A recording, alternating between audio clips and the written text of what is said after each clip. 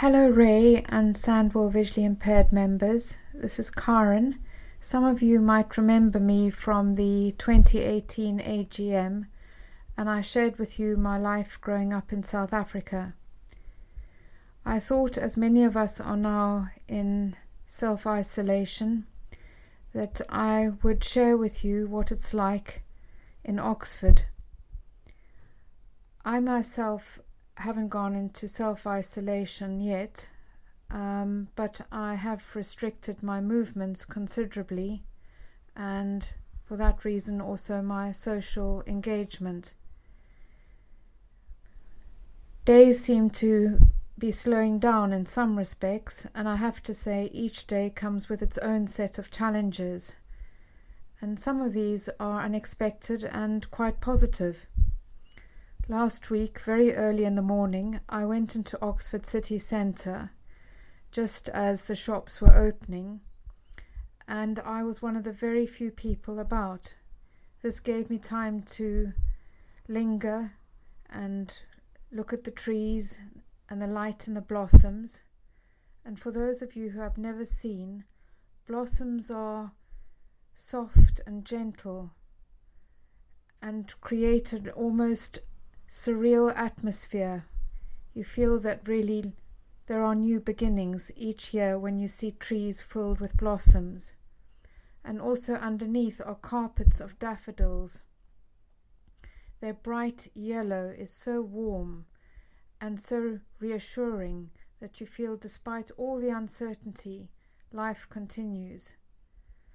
For the first time, I saw between two old buildings a glass passageway that spanned between the two, a sort of a bridge. I'd never seen it before. It was reinforced beautifully with steel, but done in such a way that it looked like there was this glass arch between the two buildings. I only saw it because I was on my own and I could take my time to look around.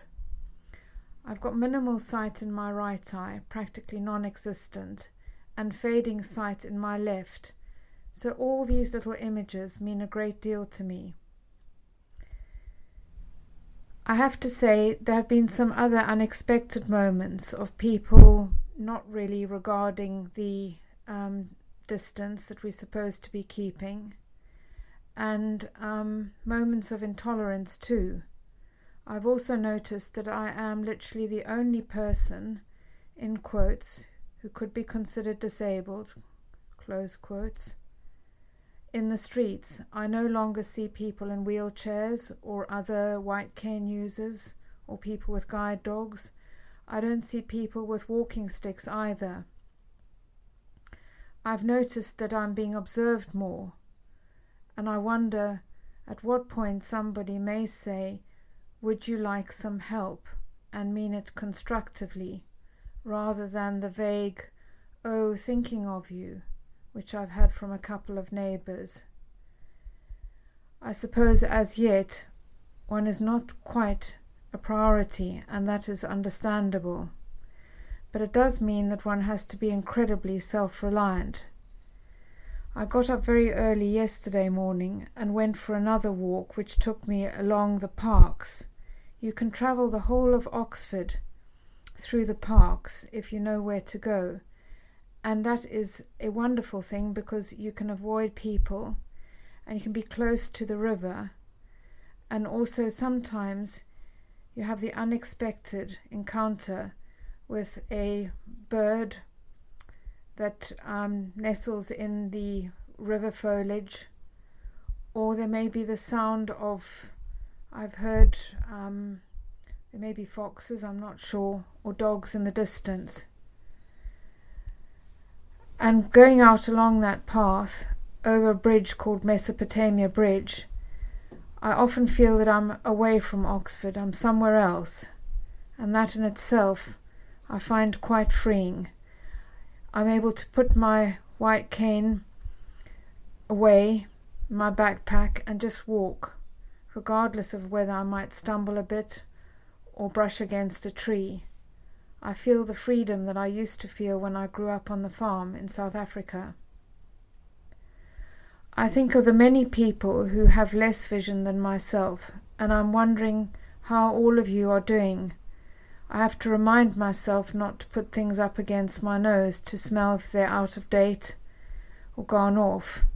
I have to remind myself to repeatedly wash my hands. And as somebody who I know who's done research on the Ebola virus, I was told by this person, wash your face repeatedly. We tend to forget that how often we do touch our face. I'm aware that this is probably going to be with us for quite some time, and that we may need to make further adaptations. I don't know what it's like for you, but online shopping now is non-existent in Oxford. I'm finding that the next online shopping slot is around about the 21st of April. And when I phoned up the store, really they didn't have an answer, and that in itself is quite sobering. I do think this will make us all perhaps a bit more resilient. At the same time, I'm conscious that not everybody has lived on an isolated farm or lived for large chunks of time on their own in Kenya, and therefore may not have some of the coping mechanisms that I have to deal with moments or long stretches on one's own. I do love listening to music or an audiobook. I listen to the news, but I'm starting to wonder if I might become a bit more selective. And also I find myself listening more to the birds. That's something I've been doing with deteriorating sight. And I watch them, and over the last weeks I've watched their unsettled nature as they skit about the trees in the back of where I'm staying, and I've wondered what message this is to all of us. I hope that you enjoy my little musings from Oxford, and I'll try to provide more. I might share with you what's happening in Kenya right now, next time, as they also have coronavirus, but it's a far more challenging situation than the ones we find ourselves in. In the meantime, I wish you all the very best, and I hope that we get through this with a few good stories to tell. Bye for now. Karren.